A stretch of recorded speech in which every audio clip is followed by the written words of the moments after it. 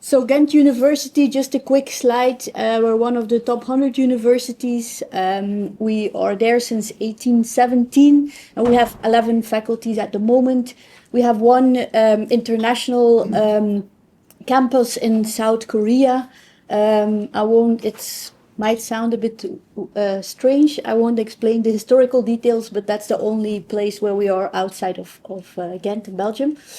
You can see that we have over 200 programs, and we have 50,000 students and 15 employees. Maybe most important is that our credo is dare to think, and we try to make sure that we think critically and independent. We're a pluralistic university as well, which also is important, I think, looking at the political work that we are trying to do.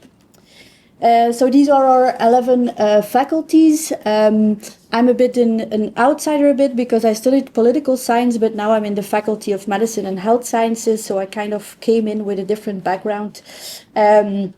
And within our faculty, you can see we have 10 different departments. It's one of the biggest faculties of the university. And we are specifically in the Department of Public Health and Primary Care, where I'm working for the International Center for Reproductive Health, called ICRH. We do a lot of research training, but also societal outreach on sexual and reproductive health and rights. And we are recognized by both WHO as a WHO collaborating center, but also by UNFPA, the other UN institution that is working on family planning. So that's already an important way of doing political work.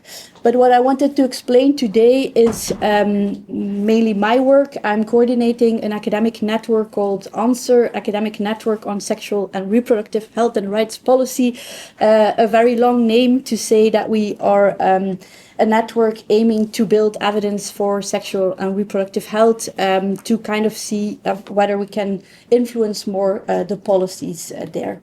We started in 2016. Was a time where the Sustainable Development Goals were developed, and a lot of researchers working on sexual and reproductive health came together and said, well, it's very likely that in the coming years there will be more policies developed around our issues because it's more focused in the goals. And so they said it would be good if we can come together and really focus on how can we build that evidence and make sure that the policies that will be developed will be based on evidence in there. As you can imagine, on a topic like sexual and reproductive health, which is quite sensitive, there's a lot of policies being developed not really based on evidence, unfortunately. And so how can we do that? How can we also make sure that there's more stakeholder engagement and a better monitoring and evaluation? And this is our network today. So we are 54 member institutions spread all over the world, 47 universities and 7 nonprofit organizations. In 2018, we decided that it would be good to involve nonprofit organizations as a member of the academic network, as they have a lot of expertise on advocacy, which most of the universities don't have that strong knowledge on that topic. So we said, okay, let's bring them in and work on this together. Our main approach is we really believe that if we think together, if we can collaborate and work together over all of the experts all over the world, we are definitely have a stronger voice, but we also have more knowledge and more power to bring our voice outside of the academic world. We also try to see it from a very comprehensive way, meaning that we don't want to be too much fixed to a definition of sexual and reproductive health, what it means today, because there are always new topics coming in. For example, over the last years, we saw the link with climate change coming in, we saw AI coming in. So we want to keep that open and make sure that we are able to take up the topics that are coming up on the policy agenda that might not be on our academic agenda sometimes at this moment.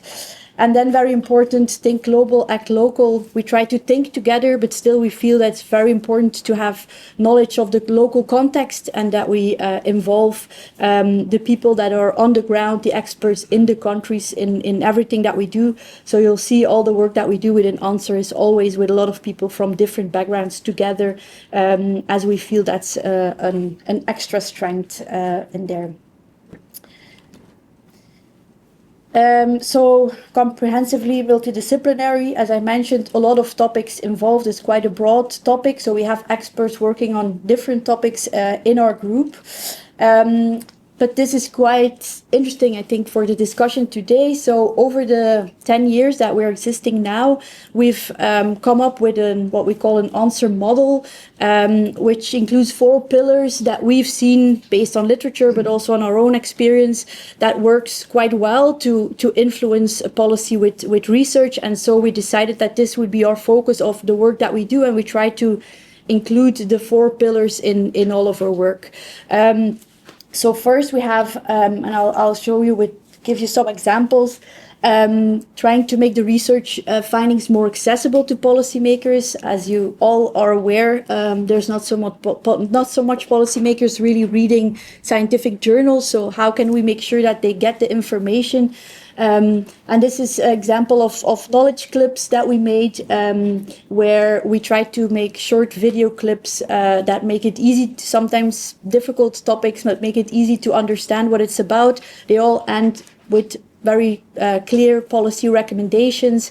We also have policy briefs around it. So it's really a way of, collecting all the evidence and then trying to make that translation there. Secondly, we also noticed that the whole trusted network of policymakers is often the most important part. If you're in that trusted network, you're much more likely as an academic to be contacted or to be asked for input. And so we try to set up meetings where we bring them together so that they get to know each other and they're more used to talking to each other.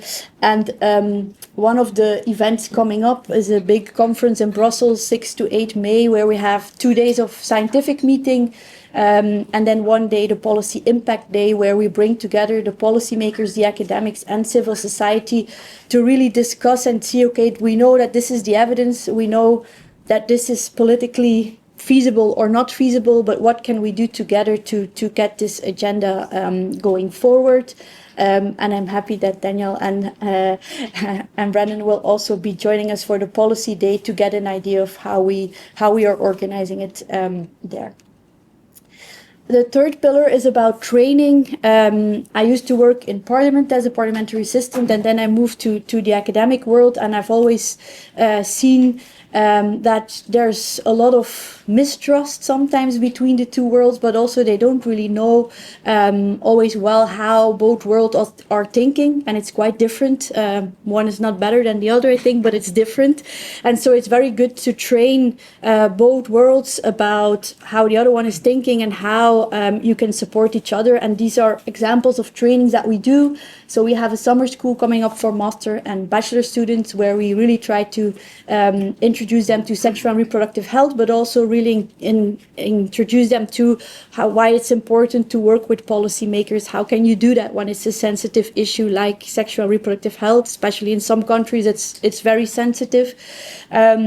We have a doctoral school. This is still from 2 years ago, but we have a new one coming up in the fall this fall in 2026, where we work with PhD students and really train them to work with it, to do policy briefs and stakeholder mappings and a lot of work around it so that they're much more knowledgeable around it. And then we also do a bit the other way around, is training policymakers. So this is a training that we've been doing for years for UNFPA, and we're now trying to see if we can well, not trying to see, we're in the middle of translating it into e-learnings, because also at UNFPA the funding is going down. But there it's really a training for policymakers to see how can you use evidence in your policy development, what are the ethical issues you should be taking into account. So really trying to train them that they use it better, but also bring them in contact with the experts so that they know where to go if they have any questions specifically. So this training aspect is a very important one for us, because we really believe that this will help the future generation, both of policymakers and of researchers, to make that change. And then lastly, we also want to make sure that we are kind of doing evidence synthesis for policymakers. So if we get requests from policymakers on certain topics to bring that evidence together, we will try to do that as much as possible. And here are two examples. This is a document we made for UNFPA. They wanted to go to the COP in October 29, I think, if I'm correct. And they wanted to make sure that the governments in Eastern Europe and Central Asia were aware about the fact that sexual and reproductive health is a topic that should be included in your climate policy as well. And so we wrote a paper around the link between the two and why it's so important. And then UNFPA used it to work with their governments and convince them to include the topic in their work. And the other one is on when the war in Ukraine started in 2022, we were asked to bring evidence together about what we expected could be the influence of people fleeing from Ukraine to neighboring countries. As you might know, there was quite some liberal policies around sexual and reproductive health, like abortion, for example, in Ukraine. But Poland, for example, it's the opposite. So for a lot of people, this meant a very different scenario, moving to another country. And so we wanted to make that clear. It was of course at that point not based on evidence that we had from those people fleeing to another country, but it was based on the policies that we knew in the country, to make that clear. And that paper was used a lot in different parliaments in Europe to make that case and to bring that topic also on the agenda. There was a lot about the war on the agenda, but the link with sexual and reproductive health was not really made. So that's an example of how we try to see also what are the requests from policy and how can we fit in there. And then I wanted to have this last slides, which is a bit, I call it lessons learned, but maybe it's also open questions, because there are things that I'm still sometimes struggling with, or things that I see, and I just wanted to open the discussion with all of you. So we see that it's quite a long-term investment to do policy work as an academic, and sometimes for a lot of my colleagues, they feel like it's something they don't really always see the added value of it, or it takes a lot of energy to get output. And so it's a lot also about explaining why it's important. We also don't have it structurally embedded in our curricula at Ghent University. I have the feeling that it's stronger here, but in Ghent University, it's more an ad hoc thing that some researchers are doing because they kind of feel like it, or they feel it's important, but it's not structurally in there. We're growing a bit. So, for example, with PhDs now, they have to showcase a bit more that they're doing policy work as well, but there's still a lot of work to go there. And I think as long as it's not formally an added value to your academic career, it will stay an ad hoc thing. So that's something that I'm struggling with a bit in the work that I'm doing. I think we should also have a lot of mentorship more within the university, and at this point that's not really structurally there yet. We also then have an institutional framework around evidence to policy. So there is more, I think, around science communication to the broader public. What when it comes to policy, it's a bit vague still there. So I think it would be good to have a more stronger policy there. And then I also think that there's There's academics who are not interested, and maybe they shouldn't also be in translating evidence to policy, but it's good to have kind of mixed teams of people who have the skills and who can then support, rather than trying to make every academic into a policy expert. So I really feel that having this mixed in groups would be an added value there. But as I mentioned, these are more maybe open questions to you and to hear your ideas and learn from you, rather than having the solutions myself. That's it. Thank you.